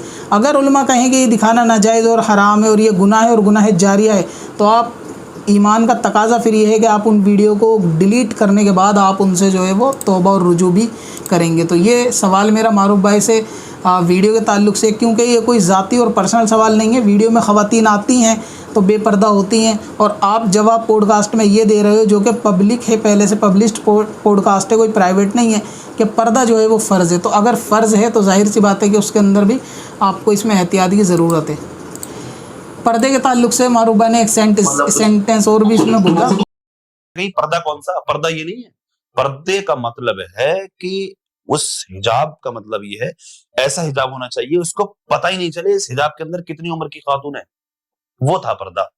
लेकिन आजकल के पर्दे से भी हो रहे हैं, बहुत फिटिंग, डिजाइन, फैशन है। वो हदीस पाक का मफहूम है पर वीडियोस आकर के इतना चेहरा तो दिखाई दे ही रहा है।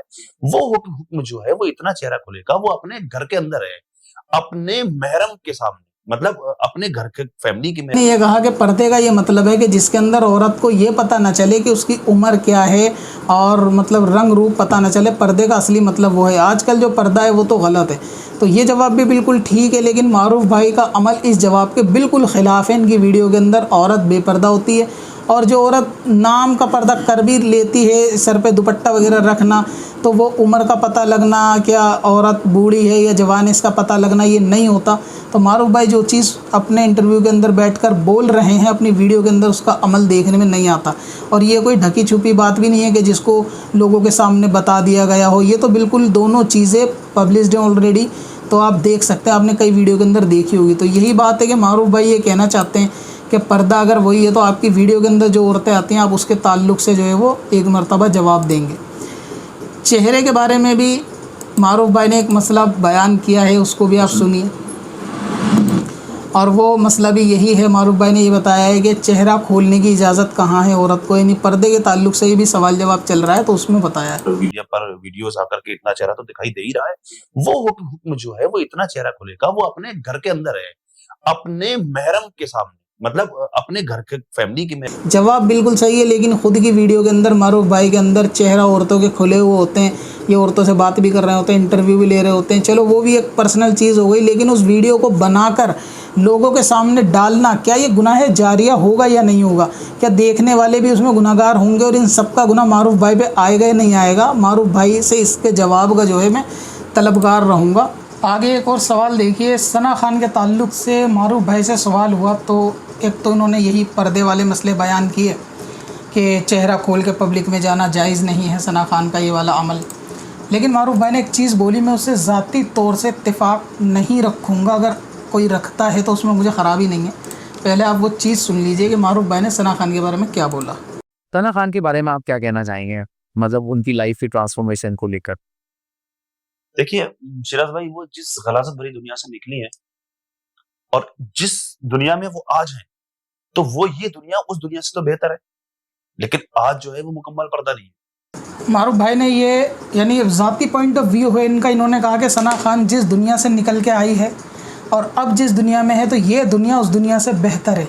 یہاں اپنی اپنی سوچ اور اپنی اپنی تھنکنگ ہوتی ہے. میں یہ کہنا چاہوں گا کہ اگر کوئی شخص گناہ کو چھوڑ کے, گناہ کے کام کو چھوڑ کے قادیانی بن جاتا ہے, تو آپ کے مطابق کون سا دور اس کا صحیح مانا جائے گا؟ وہ کہ جس میں کم سے کم ایمان تو تھا, اگرچہ لاکھ گناہ صحیح, اور گناہ اچھے نہیں تھے, گناہ بھی برے تھے, لیکن کچھ تو بخشش کی امید اور کچھ تو ایک آس ہوتی ہے.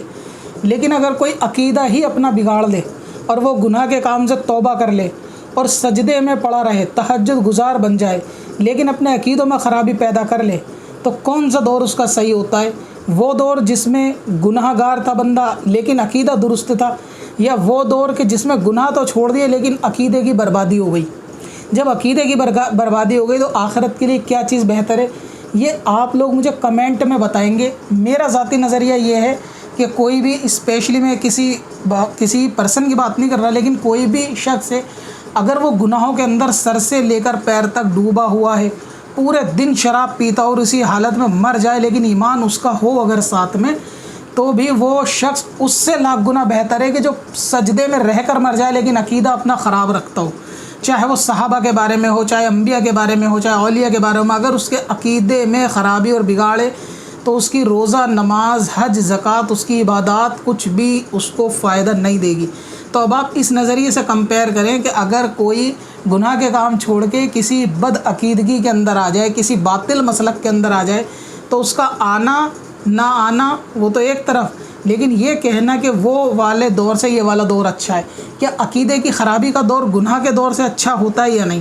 فاروق بھائی سے ایک چھوٹا سا میرا یہ ایک چھوٹی سی گزارش ہے کہ اس کے بارے میں پھر سے روشنی ڈالیں. حالانکہ یہ ان کی ذاتی رائے, لیکن میری ذاتی رائے یہ ہے کہ گناہ کا دور عقیدے بگڑنے کے دور سے تو اچھا ہی ہوتا ہے, اگرچہ اس کے اندر بندہ لاکھ گناہ گار ہو, عبادتوں سے دور ہو, بس شرک نہ ہو, لیکن گناہ گار ہو, لیکن کم سے کم اس کو عقیدے کے بارے میں کچھ خبر بھی نہیں ہوتا, تو بھی وہ کم سے کم گستاخ نہیں ہوتا.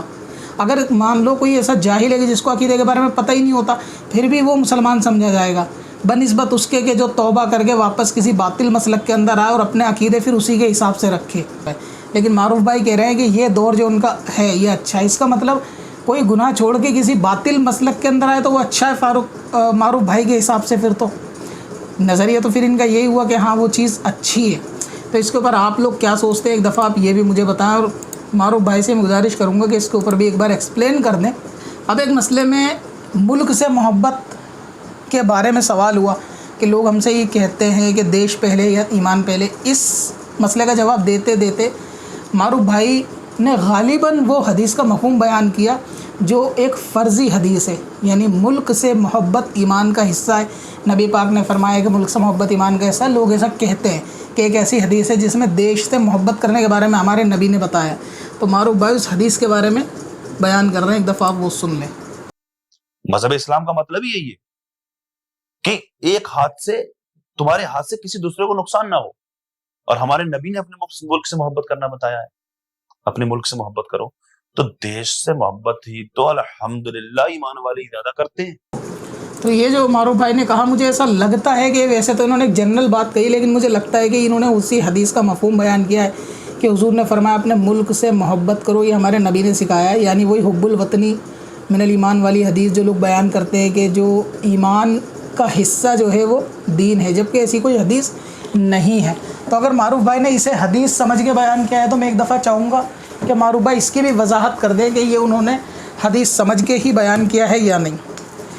جیسا کہ اعلیٰ حضرت عظیم البرکت نے فتاوی رضویہ شریف کے اندر اس حدیث کی جو ہے وہ ممانعت فرمائی ہے کہ لوگ اس کے تعلق سے یہ فرماتے ہیں، یعنی یہ حدیث جو بیان کی جاتی ہے حب الوطنی من الایمان والی کے جو وطن کی محبت ہے وہ ایمان کا حصہ ہے، فرماتے ہیں اعلیٰ حضرت جلد نمبر 15 اور صفحہ نمبر 296 پہ کہ نہ یہ حدیث سے ثابت ہے نہ ہرگز اس کا یہ معنی ہے. یعنی نہ تو یہ حدیث سے ثابت ہے، اور بالفرض اگر یہ حدیث سے ثابت ہو بھی گیا یہ جملہ کہ حضور نے فرمایا ہے کہ ایمان یعنی ملک کی محبت، وطن کی محبت ایمان کا حصہ ہے، تو اعلیٰ حضرت فرماتے ہیں کہ پھر اس سے ہرگز یہ مطلب نہیں ہوگا کہ ملک سے محبت سے مراد یہ ہوگا، بلکہ آگے چل کے فرماتے ہیں کہ جو جس کو ایمان کا حصہ گیا ہے وہ مسلمان کا وطن اصلی ہوتا ہے. اور مسلمان کا وطن اصلی کیا ہے؟ یہ دنیا مسلمان کے لیے وطن اصلی نہیں ہو سکتی، کیونکہ یہ تو قید خانہ فرمایا گیا حدیث کے اندر کہ مومن کے لیے دنیا قید خانہ ہے اور بہتر جگہ اس کے لیے آخرت ہے. تو اس کا جو حقیقی وطن، اصلی وطن ہے جہاں اس کو پرماننٹ رہنا ہے وہ جنت اور آخرت ہے. اگر حضور نے فرمایا بھی ہوگا کہ ایسا مسئلہ ہے کہ وطن کی محبت ایمان کا حصہ ہے، تو اس وطن کی جو وطن اصلی ہے نہ کہ اس کی کہ جس کو قید خانہ فرمایا گیا. اور یہ فرمایا ہے کہ بہت سارے موقعوں پر تو صحابہ اکرام نے اپنے اپنے ملک چھوڑے اور اللہ تعالیٰ نے ملک نہ چھوڑنے والوں کی مذمت بیان کی ہے کہ جو نبی کے لیے دین کے لیے اپنا ملک نہیں چھوڑتے ان کو برا کہا ہے. تو کیا ایسے کہ جو ایمان کا حصہ ہے اس کو نہ چھوڑنے پہ برا اللہ تبارک و تعالیٰ کی طرف سے کیسے یہ فرمان ہو سکتا ہے؟ تو اس کے لیے اللہ فرماتے ہیں کہ وہ وطن جس کی محبت ایمان سے ہے وہ وطن اصلی ہے جہاں سے آدمی آیا ہے اور جہاں اس کو جانا ہے. دنیا میں اس طرح رہو جیسے اجنبی یا مسافر. یعنی حدیث سے پکا مفہوم بیان کیا ہے کہ سرکار صلی اللہ تعالیٰ علیہ وسلم سے یہ ثابت ہے کہ دنیا میں ایسے رہو جیسا مسافر. تو اس کی محبت دل میں کیسے پیدا کی جا سکتی ہے؟ لیکن پھر بھی چلو ایک جنرل بات ہے کہ انہوں نے کہا ہوگا کہ بھئی جہاں رہو وہاں محبت کرنی چاہیے، لیکن اس کو ایمان کا حصہ یا اس کو حدیث پاک کا جز نہیں بتایا جا سکتا. اب ایک اور مسئلہ ہے، پہلے آپ اس کو سن لیجئے. علماء سے آپ نے اس مسئلے کو بارہا سنا ہوگا، لیکن ایک بار معروف بھائی کی زبانی بھی سنیے. تو یہ بھی ایک سوال پینڈنگ رہا کہ ملک سے محبت، یا نبی نے فرمایا اپنے ملک سے محبت کرو، تو نبی نے فرمایا جب انہوں نے یہ بات کہہ دی تو اس کا مطلب یہ حدیث ہو گئی. اب چاہے وہ اسی الفاظ میں ہو یا دوسرے الفاظ میں ہو، تو معروف بھائی یہ حدیث بھی بتا دیں کہ نبی نے کہاں فرمایا کہ ملک سے محبت کرو. اور ایمان کا حصہ والی بات انہوں نے بولی نہیں، لیکن مجھے لگتا ہے یہ اسی حدیث کا انہوں نے مفہوم بیان کیا. اسلام میں داڑھی کا کتنا امپورٹنٹ رول ہے؟ کیا نہ رکھنے سے گناہ میں شامل ہوتا ہے، یا اگر رکھ لیں تو ٹھیک ہے، نہ رکھیں تو بھی کوئی بات نہیں؟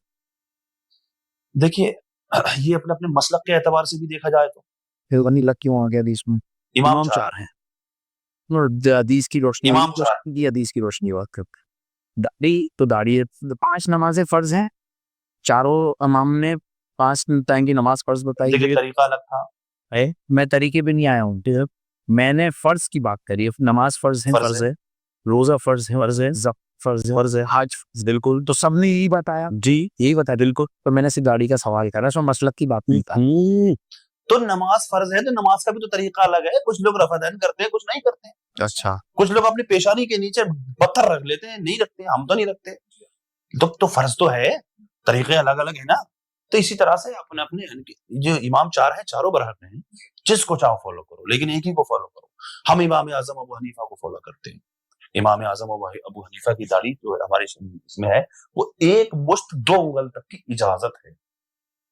1 مشت 2 انگل ہونی چاہیے، اس سے زیادہ نہیں ہونی چاہیے، اور 1 مشت سے کم نہیں ہونی چاہیے. اگر نہ رکھیں تو کسی گناہ میں شامل گناہ ہے. ہاں، داڑھی کٹانا گناہ ہے.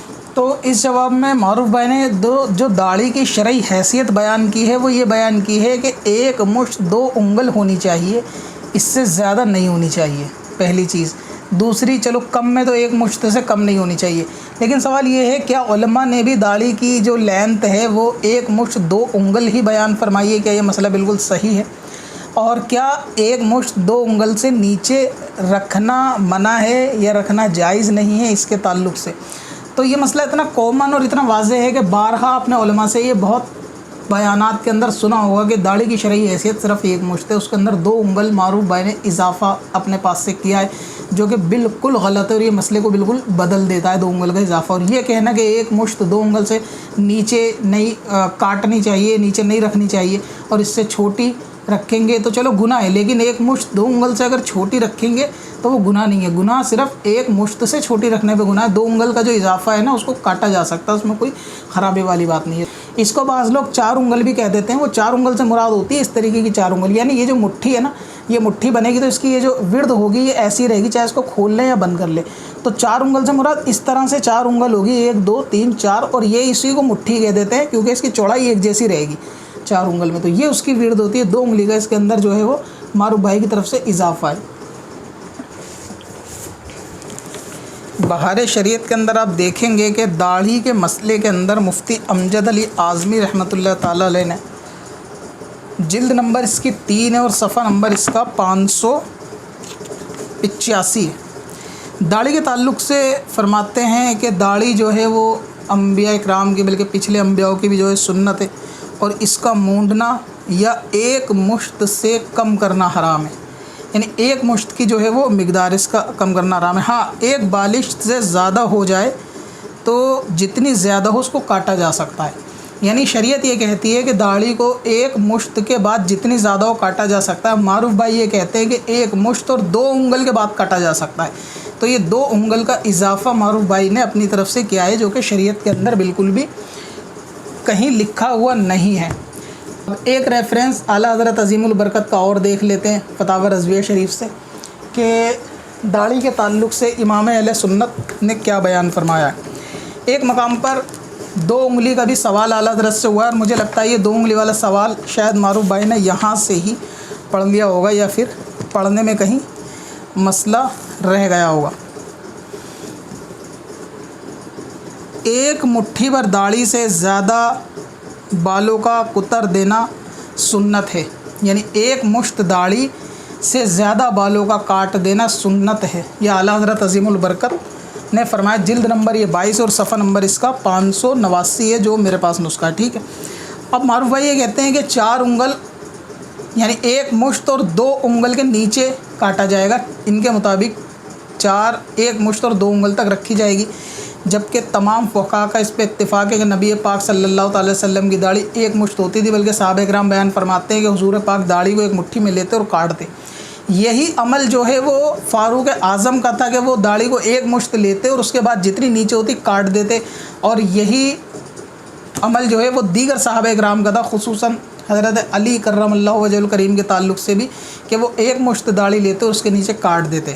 تو سنت تو یہ ہے، اعلیٰ حضرت فرماتے ہیں کہ داڑھی کو ایک مشت یعنی 4 انگل سے نیچے کاٹ دیا جائے، اور معروف بھائی کہتے ہیں کہ ایک مشت اور 2 انگل کے بعد کاٹا جائے. ٹھیک ہے، ایک مشت 2 انگل سے بعد.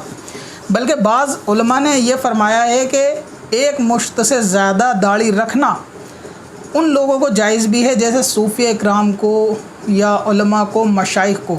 یعنی جو بڑی ہستی، بڑے رہنما اور رہبر ہوتے ہیں ان کو ایک مشت سے زیادہ رکھنا بھی جائز ہے. عام لوگوں کے لیے حکم یہ ہے کہ وہ ایک مشت کے نیچے کاٹ دے، 2 انگل کے اضافے کی اس کے اندر کوئی ضرورت نہیں ہے. اسی طرح ایک مشت اور 2 انگلی بڑھانے کے تعلق سے اعلیٰ حضرت عظیم البرکت سے سوال ہوا صفحہ نمبر 606 کے اوپر کہ سائل نے یہ پوچھا کہ جو داڑھی ہے اس کی جو لمبائی ہے وہ کتنی ہے. یعنی یہ کہ داڑھی کی جو لمبائی ہے وہ 1 مشت اور 2 انگل ہے یا کم یا اس قدر. یعنی سوال سائل نے پوچھا کہ داڑھی کی جو مقدار ہے وہ 1 بالش اور 2 انگل ہے، جیسا کہ معروف بھائی نے کہا کہ 1 مشت اور 2 انگل تک کا حکم آیا ہے. تو یہی سوال اعلیٰ حضرت سے ہوا. اعلیٰ حضرت عظیم البرکت نے اس کے جواب کے اندر یہ فرمایا کہ داڑھی کی جو لمبائی ہے وہ صرف 1 مشت ہے، یعنی تھوڑی سے نیچے 4 انگل چاہیے، کہ اس سے کم کرنا حرام ہے. یعنی اور یہ بتایا کہ جہاں سے کلمہ ختم ہوتی ہے، کلمے کے نیچے سے داڑھی شروع ہوتی ہے.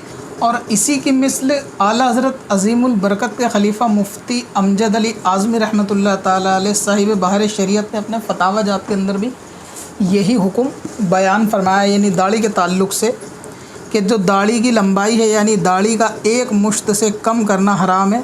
और जो इसकी जिल्द नंबर 1, और जो एंकर ने ये सवाल किया सबसे पहली बात कि दाढ़ी ना रखना क्या गुनाह है, तो इस पर मारूफ भाई ने स्टार्टिंग यहाँ से की कि देखो सबसे पहले इमाम को देखा जाएगा। इस पर एंकर ने तंबीह की कि कुरान हदीस की बात है, इसमें इमाम कहाँ से आए, सब नमाज़ें 5 हैं, हज फ़र्ज़ है, नमाज फ़र्ज़ है, इसमें तो सब इत्तिफ़ाक़ है, कुरान हदीस की बात होनी चाहिए, आप इमाम की बात क्यों ले आए। कहीं ना कहीं एंकर इस मसले में यानी कहीं ना कहीं उसकी राय दुरुस्त थी कि कोई मसला अगर आप डायरेक्ट कुरान या हदीस से सीधा बता सकते हैं तो उसमें आपको इमाम के कौल की ज़रूरत नहीं है। तक़वियत देने के लिए दूसरे उलमा के रेफरेंस दिए जा सकते हैं, लेकिन क्या दाढ़ी कटाना हराम है इसके ताल्लुक़ से मारूफ भाई कोई हदीस है उसका खुलासा बयान नहीं कर सके। लेकिन मैं उसने ज़न ये रखता हूँ कि उस वक्त जहन में नहीं होगा, वरना दाढ़ी के ताल्लुक़ से इतनी कॉमन हदीसें हैं कि जो हर किसी बच्चे को भी याद है।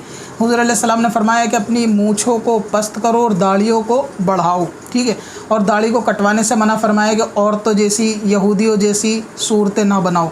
तो ये सब हदीस के रेफरेंस है जिससे पता चलता है कि दाढ़ी का कटवाना हराम है। और ये शराज भाई का सवाल था क्या दाढ़ी कटवाना गुनाह है, बिल्कुल दाढ़ी कटवाना गुनाह है। 4 उंगल यानी 1 मुश्त से कम करना दाढ़ी को बिल्कुल हराम है, छोटा करवाना, और दाढ़ी में ख़त बनवाना भी हराम है। और दाढ़ी की मिकदार 1 मुश्त है जो वाजिब है रखना, और रखने के एतबार से ये अमल सुन्नत है, लेकिन बढ़ाने के एतबार से वाजिब है 4 उंगल तक बढ़ाया जाए। और नबी पाक ने कटवाने वाले को जो है वो मना फरमाया कि ये औरतों से भी मुशाबहत है और यहूदियों जैसी चेहरे शक्लें बनाने के लिए मना फरमाया है। और ये भी कि दाढ़ियों को बढ़ाने की इजाज़त और हुक्म दिया और मूँछों को पस्त करने का हुक्म दिया। तो इस पर ये हदीसें कुछ बयान की जा सकती थी, इनका खुलासा बयान किया जा सकता था। अब जो एक आखिरी मसला इस वीडियो का सुन लीजिए, जो सबसे ज़्यादा ख़तरनाक है और सबसे ज़्यादा जो मेरे दिल को लगा, और मैं दुआ करूँगा अल्लाह तबारक व तआला से कि मारूफ भाई तमाम मसाइल को अगर छोड़ भी दें, कम अज़ कम इस मसले से ज़रूर तौबा, तजदीद ईमान और रुजू करें, वो भी एलानिया, और तजदीद निकाह भी करें। अगर उनको या किसी को ये बात खटकती हो कि शायद ऐसा नहीं है, मैं ज़्यादा ही सख्त हुक्म लगाने की कोशिश कर रहा हूँ, तो मेरा ज़ाती मशवरा ये रहेगा कि इस मसले को लेकर आप दारुल इफ्ता या अगर ईमान की हिफाजत की परवाह हो तो दीगर उलमा इकराम पर, अपने शहर इलाके का मुफ्तियान निज़ाम पर जाएं और वहाँ इस मसले को जो एक दफ़ा मालूम कर लें। मारूफ भाई से सवाल ये हुआ कि भारत माता की जय बोलने के ताल्लुक़ से, कि भारत माता की जय बोलने के बारे में आपकी क्या राय है, ये एंकर ने पूछा। मारूफ भाई ने इसके ऊपर लफ्ज़ जे के ऊपर कलाम किया कि जे के क्या मायने होते हैं, जे बोलना सही नहीं है, इस तरह का। जबकि भारत माता की जे में जे के ऊपर कोई कलाम नहीं है। जे तो एक एप्रिशिएशन वाला वर्ड है, अप्रिशिएट करता है वो, या किसी की बढ़ाई बयान करता है, उसमें कोई ख़राबी नहीं है, वो एक दूसरी भाषा का लफ्ज़ है जे, उसमें कोई दिक्कत नहीं। असल दिक्कत भारत माता लफ्ज़ से है कि भारत को बजाय देश के एक भगवान का दर्जा देना या माता का दर्जा देना या पूजनीय दर्जा देना, फिर उसकी जय बोलना कलाम इसमें। लेकिन मारूफ भाई ने उस मसले को छोड़ के भारत माता के बजाय उस पर जे पे इन्होंने ज़्यादा फोकस किया। लेकिन मेरा फोकस इस पे भी नहीं है, यानी मैं इस पे भी कुछ नहीं कहना चाहता। आगे चल के मारूफ भाई ने बोला कि ये बिल्कुल भी ठीक नहीं है, यानी ये भारत माता की जय हम इसलिए नहीं कहते क्योंकि इसमें जे का लफ्ज़ का मतलब ये होता है वो होता है, चलो ठीक है। मारूफ भाई ने बोला ये बोलना ठीक नहीं। आगे चल के एंकर ने ये सवाल पूछा कि बहुत सारे लोग ये कहते हैं कि ये ज़बरदस्ती नहीं बुलवाया जा सकता, कि आप किसी को पकड़ो और ज़बरदस्ती बुलवाओ, अगर ज़बरदस्ती बुलवाओगे तो हम नहीं बोलेंगे। तो इस पे मारूफ भाई ने ये बोला कि हाँ ये ठीक है, ज़बरदस्ती नहीं होनी चाहिए, ज़बरदस्ती बुलवाओगे तो हम नहीं बोलेंगे भारत माता की जय, प्यार से बुलवा लो। माज़ल्लाहि रब्बिल आलमीन, अस्तग़फिरुल्लाहि रब्बिल आलमीन। यही मेरा मारूफ भाई से एक हाथ जोड़कर दरख्वास्त है कि कम से कम इस मसले पर उलमा की तरफ जाके रुजू करें और देखें कि आप पे तौबा या तजदीद ईमान बनता है तो ज़रूर फौरी तौर से करें। और आप लोग भी वीडियो मारूफ भाई तक पहुंचा दें। लेकिन मारूफ भाई का एक जुमला आप पहले सुन भी लीजिए। ये बात ऐसी बात कर रहे हैं कि नहीं कह सकते, तो मैंने बोला ना कि और देशों के एतबार से हमारा भारत महान, भारत माता की जय कर। लेकिन जबरदस्ती का क्या मतलब हुआ भाई? जबरदस्ती कहोगे तो नहीं कहेंगे हम जी, जबरदस्ती अगर कहोगे तो हम नहीं कहेंगे, प्यार से गलवा लो, प्यार से गलवा लो, प्यार से गलवा लो। तो आपने सुना, मारूफ भाई ने ये बोला कि भारत माता की जय का ज़बरदस्ती का क्या मतलब, अगर आप ज़बरन ये कहलवाना चाहेंगे तो हम नहीं कहेंगे, लेकिन प्यार से कहलवा लो। इसका मतलब ये है कि ज़बरदस्ती ना की जाए, प्यार से कहलवाया जाए, तो माज़ल्लाह मारूफ भाई के नज़दीक ये जुमला जो है वो जायज़ हो जाएगा। अब क्योंकि इसके ऊपर तो दलीलों की ज़रूरत भी नहीं है कि कुफ्र पर किसी भी तरीके से राज़ी होना کہ اگر ایسا کرو گے تو ہاں ہم یہ کام کر دیں گے اور وہ کام کفریہ ہوگا، یہ بھی بالکل کفر ہوتا ہے، اس کے اندر کسی قسم کو کوئی کلام یا ریفرنس کی ضرورت نہیں ہے۔ لیکن میں پھر بھی باعث برکت کے لیے ایک دو ریفرنس آپ کے سامنے جو ہے وہ رکھ دیتا ہوں تاکہ کوئی پریشانی والی بات نہ ہو، کسی کے دل میں کوئی شک شبہ نہ ہو۔ جیسے کہ بہار شریعت جلد نمبر 2، اس کے اوپر بہت حوالے دیے جا سکتے ہیں، حالانکہ ضرورت بھی نہیں ہے، لیکن دل کی تسلی کے لیے کہ کفر پر راضی ہونا بھی کفر ہوتا ہے، اور یہ اتنا عام اور کامن چیز ہے کہ یہ بارہا علماء سے بیانات کے اندر جو ہے وہ ہم نے سنا ہی ہوگا۔ جیسے کہ بہار شریعت کے اندر صفحہ نمبر 461 کے اوپر ہے، یعنی ایمان اور کفر کا فرق بیان کیا جا رہا ہے کہ ایمان اور کفر کو ایک سمجھنا، یعنی ایمان کو اور کفر کو ایک سمجھنا کہ یہ بھی ٹھیک وہ بھی ٹھیک، تو یہ بھی کفر ہے۔ اور فرمایا یوں ہی جو شخص ایمان پر راضی نہیں ہو تو وہ بھی کفر ہے، اور فرمایا کہ جو کفر پر راضی ہو وہ بھی کفر ہے، یعنی وہ شخص بھی کافر ہے جو کفر پر راضی ہو۔ اب کیونکہ یہاں پہ کفر پر راضی ہونے والی بات پائی جا رہی ہے، جیسا کہ معروف بھائی نے بولا کہ پیار سے کہلوا لو تو کہہ دیں گے، تو سوال یہ ہے کیا پیار سے کہلوانا کفر پر راضی ہونا ہے یا نہیں؟ تو معروف بھائی ایک مرتبہ بس اس مسئلے پہ زیادہ سنجیدگی سے میں کہوں گا کہ غور کر لیں، کیونکہ یہ ایمان کا مسئلہ ہے، ایک فقہی مسئلہ نہیں ہے کہ چلو داڑھی میں آپ نے کیا رائے دی، پردے میں آپ نے کیا رائے دی، ایک الگ بات ہے، لیکن کفر اور ایمان کا مسئلہ ہے۔ آپ نے کہا کہ زبردستی کہلوایا نہیں جا سکتا، ہاں پیار سے کہلوا لو، تو آپ کا یہ جملہ قابل گرفت ہے۔ اسی طرح اس مسئلے کے اوپر اعلیٰ حضرت عظیم البرکت امام اہل سنت فتاوی رضویہ کے اندر یہی کہ کفر پر راضی ہونے والی بات کے اوپر، حالانکہ میں نے کہا کہ اس میں ریفرنس کی کوئی ضرورت نہیں ہے، لیکن پھر بھی دل کی تسلی اور اطمینان کے لیے یہ جلد نمبر 11 اور صفحہ نمبر 171 ہے جو میرے پاس ایڈیشن ہے اس کا۔ ویڈیو کے اندر میں ریفرنس نہیں لکھ پاتا، لگا نہیں پاتا، وقت کی کمی ہوتی ہے، اور اگر اعتبار نہیں ہے کسی کو تو ایک الگ بات ہے، لیکن ریفرنس بتا دیا جاتا ہے، اس لیے میں کوشش کرتا ہوں کہ بول دوں تاکہ آپ لوگ اسے ویریفائی کر سکیں۔ لیکن پھر بھی میں ویڈیو کی ایڈیٹنگ میں لوگ کہتے ہیں لگا دیا کرو، تو اتنا ٹائم نہیں ہوتا کہ ایک ایڈیٹنگ میں اتنا ٹائم لگا جائے، بہت سوال اور بہت ساری ویڈیوز بنانی ہوتی ہیں، بہت سارے لوگوں کے سوال ہوتے ہیں، تو اتنا نہیں ہو پاتا۔ اعلیٰ حضرت عظیم البرکت سے وہی کفر کے بارے میں ایک سوال ہوا جس کا خلاصہ یہ ہے کہ اس شرک حقیقی پر مطلع، یعنی کوئی شخص کسی شرک پر مطلع ہو اور اس پر راضی ہو تو وہ شخص خود کافر ہے، یعنی یہ شخص کہ کوئی کسی بات پر مطلع ہے کہ یہ کام شرک ہے یا یہ فعل شرک ہے یا یہ قول شرک ہے اور یہ اس پر راضی ہے، تو فرمایا کہ جو راضی ہے اور اس کے اوپر جو مطلع ہے اور اطلاع ہونے کے بعد اگر وہ اس پہ راضی ہے تو وہ شخص خود جو ہے وہ کافر ہے۔ یہ اعلیٰ حضرت عظیم البرکت امام اہل سنت کا ایک حوالہ ہے۔ باقی اس کے اوپر بہت سارے میں نے کہا کہ حوالہ جات بہت سارے دیے جا سکتے ہیں، لیکن اس کی کوئی خاص ضرورت جو ہے وہ لگ نہیں رہی۔ تو یہ تھا آخری سوال اس ویڈیو کا۔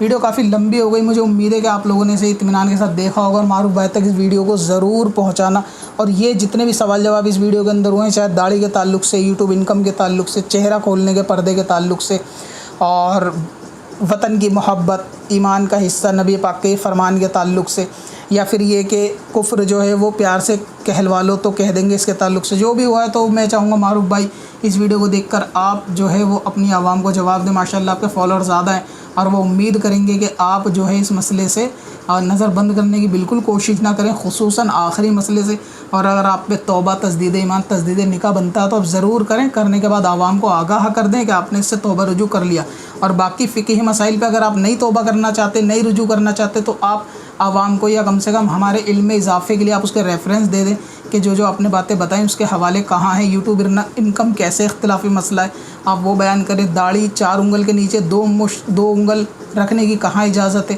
آپ اس کو بھی ایک مرتبہ بیان کریں، اور آپ کی ویڈیو میں جو عورتیں آتی ہیں بے پردہ، کیا وہ گناہ جاریہ ہے یا نہیں ہے، وہ گناہ ہے یا نہیں ہے، آپ اس کا بھی جواب دیں، اور اگر وہ گناہ جاریہ ہے تو آپ پہ توبہ کرنا واجب ہے، ان ویڈیو کو ڈیلیٹ کرنا واجب ہے یا نہیں ہے، آپ شریعت کی روشنی میں اس کا جواب دیں۔ اگر آپ میرے کسی بات سے متفق نہیں ہیں تو مجھے کوئی اعتراض نہیں، آپ کسی بھی قریبی علماء کے پاس جا کر، کسی قریبی مفتیان کرام کے پاس جا کر وہاں سے ہی سارے جواب طلب کر لیں، جو وہ حکم شرع آپ پر بتائیں آپ اعلیٰ حضرت والے سر جھکا کے مان لیں، اور میں یہ کہنا چاہوں گا کہ آپ جو کتابوں کا مطالعہ کرتے ہیں بہتر یہ ہے کہ آپ مسائل کی کتابوں کا مطالعہ کریں، قصے کہانیاں سے زیادہ بہتر رہے گا، کیونکہ آپ بنیادی چیز بھی نہیں جانتے کہ مزارات اولیاء اور بزرگان دین سے ہم اہل سنت کس طرح سے فیض لیتے ہیں۔